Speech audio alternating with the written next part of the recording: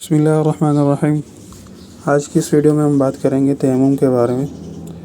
تو سب سے پہلے یہ سمجھ لیں کہ تیمم کب کرنا جائز ہے۔ تو تیمم کے جواز کی 6 صورتیں ہیں۔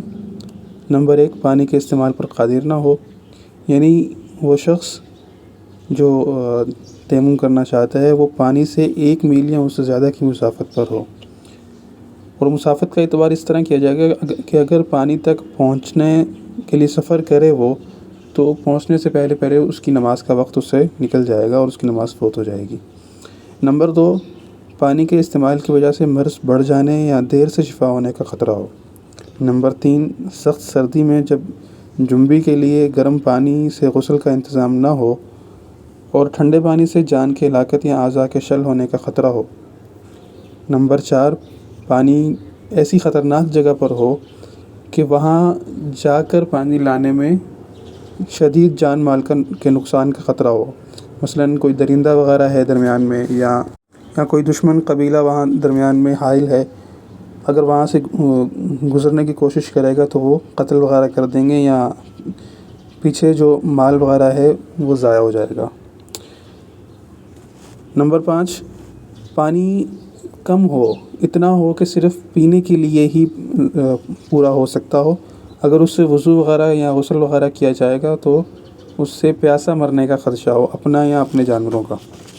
نمبر 6، پانی کا کنواں موجود ہو مثلاً، لیکن اس کو کنویں سے نکالنے کا کوئی ذریعہ موجود نہ ہو، مثلاً کوئی ڈول وغیرہ موجود نہیں ہے، رسی وغیرہ موجود نہیں جس کے ذریعے سے کنویں کے اندر سے پانی نکالا جائے، اور اس طرح کنویں کے اندر جانا بھی ممکن نہ ہو، تو ان 6 صورتوں میں تیمم کرنا جائز ہو جاتا ہے۔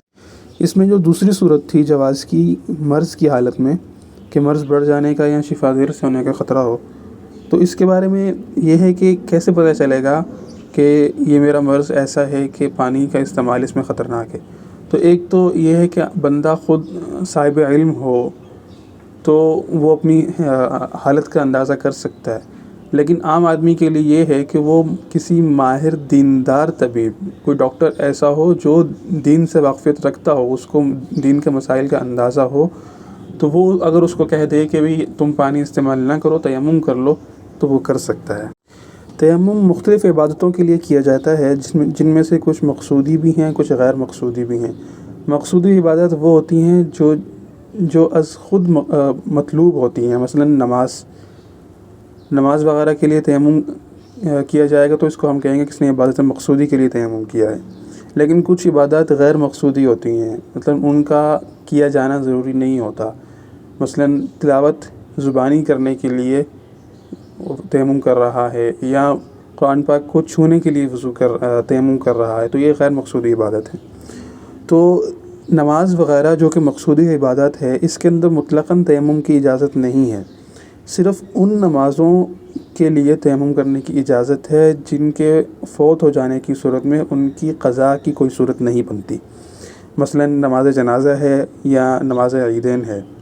جیسے عید کی نماز اگر آپ کی جماعت سے فوت ہو گئی تو اس کی کوئی قضا نہیں ہے، آپ الگ سے نہیں پڑھ سکتے۔ اسی طرح اگر نماز جنازہ نکل گئی تو آپ دوبارہ خود نہیں پڑھ سکتے اس کو، تو اس کے لیے آپ تیمم کر کے شامل ہو سکتے ہیں۔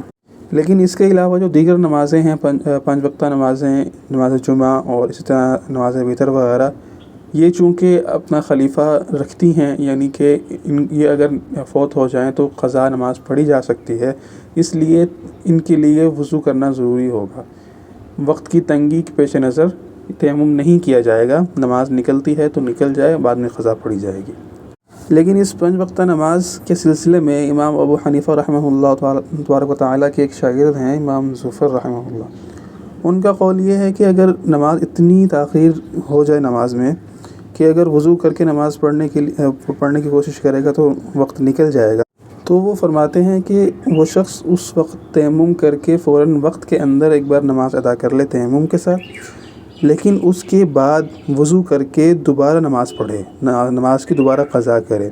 اس کا یہ مقصد ہے، دراصل نماز اپنے وقت کے اندر پڑھنا فرض ہوتا ہے، اگر وقت نکل گیا بعد میں نماز پڑھی تو گناہ گار ہوتا ہے آدمی، لیکن اگر کسی مجبوری کی بنا پر وہ وقت سے اس کی نماز نکل گئی تو پھر گناہ نہیں ہوتا۔ تو یہی صورت ہے کہ نماز کے نکلنے میں آخری 2-3 منٹ باقی ہیں، اگر وضو کرے گا تو وقت نکل جائے گا اور آدمی گناہگار ہوگا. تو اس کے لیے یہ ہے کہ تیمم کر کے وقت کے اندر ایک بار ادائیگی کر لے اور پھر بعد میں وضو کر کے قضا بھی کر لے، تو نماز اصل میں قضا والی ادا ہو جائے گی، لیکن گناہ سے بچ جائے گا کہ وقت کے اندر بھی اس نے ادائیگی کی کوشش کی تھی. اب یہ سمجھ لیں کہ تیمم کرنے کا طریقہ کیا ہے. تیمم کرنے کا طریقہ یہ ہے کہ نیت کر کے دونوں ہتھیلیاں مٹی پر ماری جائیں، پھر اس کے بعد انہیں پورے چہرے پر پھیر لیا جائے. اس کے بعد دوبارہ ہتھیلیاں مٹی یا غبار پر مار کر کھوپڑیوں تک دونوں ہاتھوں کو پھیرا جائے، اور اگر انگلیوں میں انگوٹھی وغیرہ پہن رکھی ہو تو اس کو اتار دیں یا پھر اس کو آگے پیچھے کر دیں تاکہ اس کے نیچے بھی مسح ہو جائے. تیمم کرنے کا کل یہی طریقہ ہے، لیکن تیمم کرنے سے پہلے نیت کا کرنا ضروری ہے. تیمم میں نیت بہت ضروری ہے، کیونکہ تیمم کا معنی ہی قصد کرنا، نیت کرنا ہے. تو تیمم میں ایک تو نیت کریں گے، دوسرا ایک بار زمین پر ہاتھ مار کر اس کے ذریعے سے چہرے کا مسح کریں گے، دوسری بار زمین پر ہاتھ مار کر اس کے ذریعے دونوں بازوؤں کا کونیوں تک مسح کریں گے. غسل اور وضو ان دونوں میں تیمم کے حوالے سے کوئی فرق نہیں ہے. اگر آدمی جنبی ہے تو بھی وہ اسی طرح تیمم کرے گا، اگر اس کو صرف بے وضو ہے، اس کو وضو والی پاکی حاصل کرنی ہے تو بھی وہ یہی تیمم کرے گا. اس میں کوئی فرق نہیں ہے. اب اگلی بات یہ ہے کہ تیمم کرنا کن چیزوں کے ذریعے جائز ہے، کہ مطلب کن چیزوں پر ضرب لگا کے تیمم کیا جا سکتا ہے. تو اس میں جو اشیاء آتی ہیں وہ یہ ہیں کہ پاک زمین، اور اسی طرح اس کی ہر جنس پر تیمم کرنا جائز ہے جو آگ میں ڈالنے سے نہ جلے، نہ ڈھلے، نہ نرم ہو، جیسے کہ پتھر اور ہر قسم کی مٹی وغیرہ، ریت وغیرہ بھی اس میں شامل ہو جاتی ہے. اور جو چیزیں آگ میں ڈالنے سے جل جائیں یا پگھل جائیں یا نرم ہو جائیں تو اگر ان کے اوپر بالکل بھی گرد و غبار نہ ہو، خالصتاً وہی ہو، مثلاً سونا ہے، لوہا ہے، تانبا ہے، تو اس کے اوپر سے تیمم نہیں کر سکتے. لیکن اگر اسی طرح لوہا، لکڑی، تانبا وغیرہ کی ڈلی وغیرہ رکھی ہوئی ہے لیکن اس کے اوپر گرد و غبار موجود ہے کہ اگر آپ اس کے اوپر ہاتھ پھیریں تو آپ کے ہاتھ پر کچھ گرد کے اثرات نظر آ جائیں، تو پھر آپ اس پر بھی ہاتھ مار کر تیمم کر سکتے ہیں. اسی طرح سیمنٹ، ٹائل، پتھر، چونا، یہ سب چونکہ زمین کی جنس سے ہیں تو اگر تو یہ پاک ہوں، مطلب ان پر ظاہری نجاست نہ لگی ہوئی ہو، تو بھی ان پر تیمم کر سکتے ہو، ان پر بھی تیمم کر سکتے ہیں اگرچہ ان پر گرد و غبار موجود نہ ہو. نیز ایک ہی جگہ سے کئی بار بھی تیمم کیا جا سکتا ہے. مثلاً ایک ہی ٹائل ہے، مثلاً اس پر سے آپ نے ایک بار تیمم کیا تو دوسری بار بھی اس پر کر سکتے ہیں، تیسری بار بھی کر سکتے ہیں. ضروری نہیں ہے کہ ہر بار آپ ٹائل بدلیں، اور ایسا بھی نہیں ہے کہ ایک بار تیمم کر لینے سے آپ کی ٹائل ناپاک ہو گئی. جس طرح وضو کا پانی اگر ایک بار استعمال کر لیا جائے تو دوبارہ اس پانی سے وضو نہیں کیا جا سکتا. اور تیمم بھی تمام ان اشیاء سے ٹوٹ جاتا ہے جن اشیاء سے وضو ٹوٹ جاتا ہے.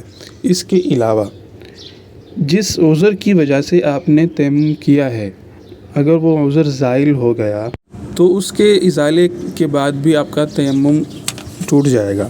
مثلاً آپ نے تیمم اس لیے کیا تھا کہ آپ کے پاس پانی موجود نہیں تھا، لیکن جب پانی آ جائے گا تو آپ کا تیمم ٹوٹ جائے گا.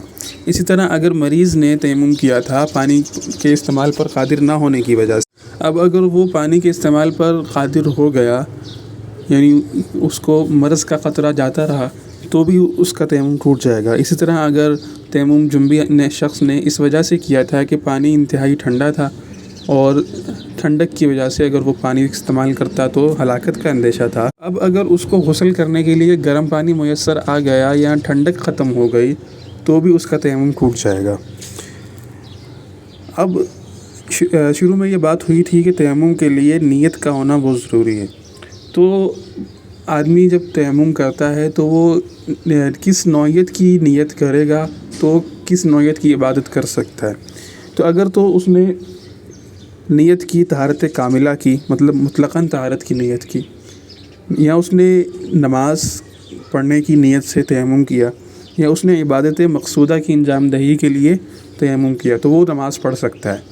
لیکن اگر اس نے عبادت غیر مقصودہ کے لیے نیت کر کے تیمم کیا، مثلا قرآن مجید کو ایک جگہ سے اٹھا کر دوسری جگہ رکھنے کے لیے اس نے تیمم کیا اور اٹھا کے رکھ دیا، تو یہ غیر مقصودی عبادت ہے. اس کے ذریعے یہ نماز نہیں پڑھ سکتا، اس کو نماز کے لیے الگ تیمم کرنا پڑے گا نماز کی نیت سے۔ وللہ الحمد۔ آج کے لیے بس اتنا ہی، ملتے ہیں اگلی ویڈیو میں۔